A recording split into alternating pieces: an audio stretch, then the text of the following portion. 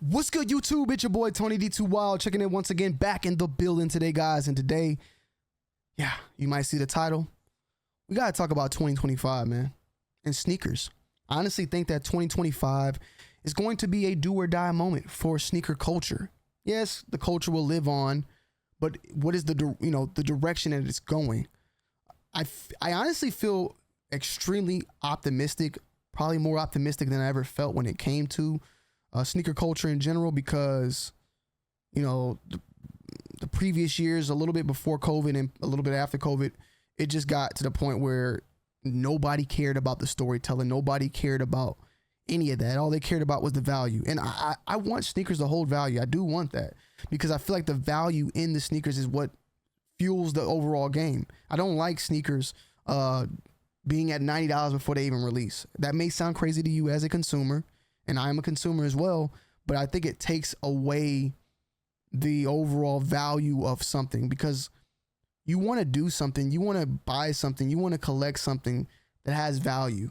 And I hate to make it seem monetary wise, but what I'm saying is I don't want to buy a shoe for $180 come release date and then look back, 10 days later and it's going for 25%. Like when I buy a car, I want it to hold its value. I know it's going to decrease in value when I wear it or when I drive the car, but I still want that value. I want people to be like, damn, you got a 07 this or 2008 that, or you got a 2020. Like that, the same thing with the sneakers is the same thing with cars, where I buy things when I want them to have a value. It does not represent to me a type of status or anything. Sneakers are, to people out there and to the world, it is a form of status and what you got and how much you have and all that. But I don't look at someone's feet, see a pair of Travis's, and then think that they're the coolest person ever. I don't think that. I do, though, think that when I see certain shoes on certain people's feet, I can figure out whether or not they're a sneakerhead, or figure out, how much they know about sneakers. Like, those are things that I kind of see and look at when I see the sneakers that someone is wearing. With that said, though, back in 2013, when I first jumped in, like, that's when the Toro Bravos were popping off, the Green Glow 4s were popping off. There were colorways that were dropping back then, Fear 4s, that weren't even classic colorways, that were just doing phenomenal in the secondary market. But it wasn't that many resellers as there were. It was more so people buying shoes to buy them and rock them, more than people buying shoes to resell them. I would say that people bought sneakers to rock them more than to flip them back then. As we got a little bit later on in 2015, 16, 17, you had a lot of kids come in that saw like, sneakers are cool. Like, I want to buy this shoe. And that's when you got the hype beast and all that thing start to fall over. And near that end of 2017, you started to see the resale culture even pick up even more. I honestly feel like 2013 to 2017, it was a lot of people buying shoes for the love of the game and for the love of the collection, to then 2017 and on, people buying shoes to make a profit, to make money out of it. And I don't care about that. At the end of the day, honestly, I don't care that people have to make their money. If people make their money that way, it is what it is. I've made money making content around sneakers. If people make money flipping them, that is, it is what it is, right? I do think, though, it's crazy, like, $500, $600, $1,000 shoes. Like, I'm never going to get to that point. I will say that. But 2017, 18, 19, it was cool. And then I feel like it started to get oversaturated. Salutes to 2J's, even though me and him not really like on good terms, but he did, I think, create another lane for that content creator of resale, where you had the content creators that were collectors. He kind of created a content creation pathway for the resellers in the sneaker world, and it harvested a lot of other people out there as well. And we saw this overflux of resellers, and that kind of went on. And then I want to say around COVID is where it kind of hit its peak. And then after that, I just feel like it got so oversaturated to the point where undercutting started to become a problem. And that's where we're currently at now, where we have these extreme undercutting of sneakers. You got a metallic gold that released on the in August for $180, now going for $90. And it's because the undercutting got so bad that it started to affect the retail market. Now, for a person that wants to buy a shoe like you and me, we see this as something good, but this obviously hurts the business. And I know you're going to think that Nike's a $1 billion business. They're not going to be hurt. They're going to be good. It does affect. It does. It affects, and particularly also, your stores. your stores get these shoes, a $180 shoe, they're going to get it at around $50 to 50% to 40% wholesale value. So if let's just say, for instance, it's 50%, even then, right? If it's a $180 shoe, that means that the store, your local mom and pop's boutique that you probably rock with the family there, or Foot Locker, whatever, they're probably getting the shoe around $90. If this shoe's around $90 for Foot Locker and you got it on StockX for $90 before the shoe even releases, and you go and buy it, then how is StockX, how is Foot Locker or your mom and pop even going to make any type of money whatsoever? That's going to lead to the fact that then you got stores doing the back door and they're doing illegal activities and stuff like that, which then this causes a downward spiral, in my opinion, that this leads to, a crashing on all fours.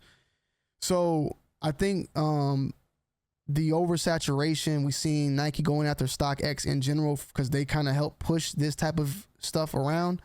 And I think we're going to see a lot of changes going into 2025 in general.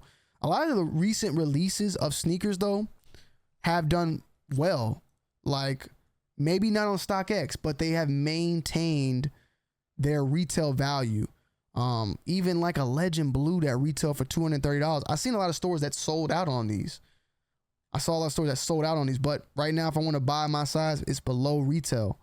So if I'm a store for $230, how am I going to make money now if you got resellers already flipping it?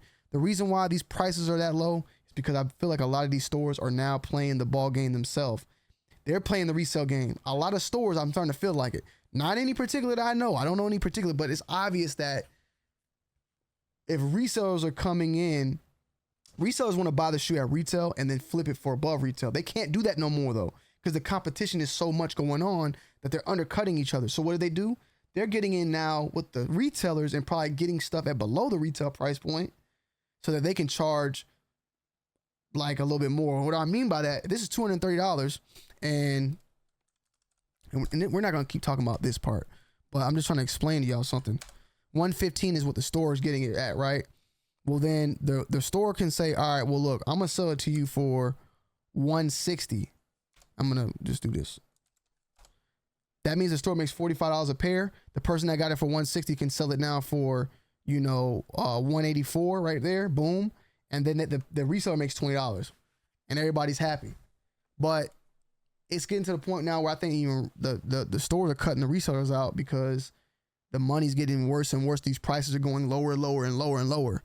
So yeah, man, I think that 2025 is going to make or break a year. We're going into the 40th anniversary for Jordan Brand as well. And why am I talking about Jordan Brand? Because really Asics, Saucony, and even Adidas, they're doing fairly well for the most part. These other brands are doing fairly well. They're doing good.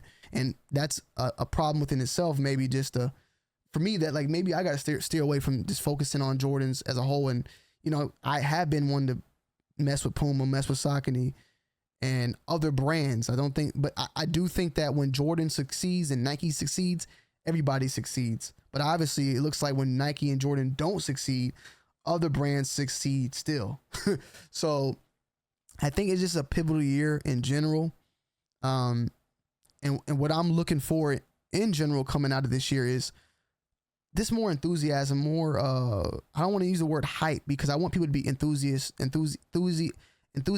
about the shoes releasing and not the prices of the shoes releasing. Like a fear of Undefeated 4, like, oh shit, like that's releasing. I've been wanting that shoe, Black Cat 3. Oh shit. Like I want that to happen more than like, oh, the Black Cat releasing. How much is it going for? What's the, like that I want us to get up out of that. And maybe we start getting up out of that because I'm starting to see the resale side start to slowly dwindle down a little bit. The only time we gonna see that really happening is when Travis Scott's dropping something or some sort of special collab, special ASIC. That's when we're starting to only see that, and that's good because then those are gonna slowly dwindle down. And what's getting crazy with that is Travis Scott. He wants to be more involved with his actual releases, which lends me to think that Travis Scott might be doing some funny stuff, which may be a discussion for its own video later on within the week, because I think that's really weird. It might sound not weird to you, but I call bullshit. Me personally, I just call bullshit with the Travis Scott thing, in my humble opinion. That's just me, though. That's just me. But I just think that 2025 is going to be a pivotal year for the sneaker culture. We're going up, but which direction are we going up? I feel like as a country, we're healing. I feel like we are finally healing from the COVID, regardless of the president that is being brought in and how you feel about this and that. I just feel like as a whole, we are heading in the right direction. And I feel like we're going to be all right. I feel pretty enthusiastic, but who knows, man? You know, I think the Black Cat 3s are going to do good. I think the Rookie of the Year is going to do good. And I see a crazy lineup when it comes from Jordan Brand. The reason why I can't talk about other brands as much is because we don't know much about that. Like, we don't get those leaks like we do from Nike and Jordan Brand. We don't know what Adidas is leaking out the release later on this year. We don't know what Saucony has planned up their sleeve until a week or two after J Tips drops something, or New Balance when Joe, you know, finally says something. It seems like those brands keep their embargoes a little bit more stricter, which I feel like Nike should do as well and Jordan should do as well, because knowing a shoe that's releasing in June, like knowing it that far ahead can sometimes hurt it overall. We already know what's coming out, and we already know Gamma 11s are coming out in 2025.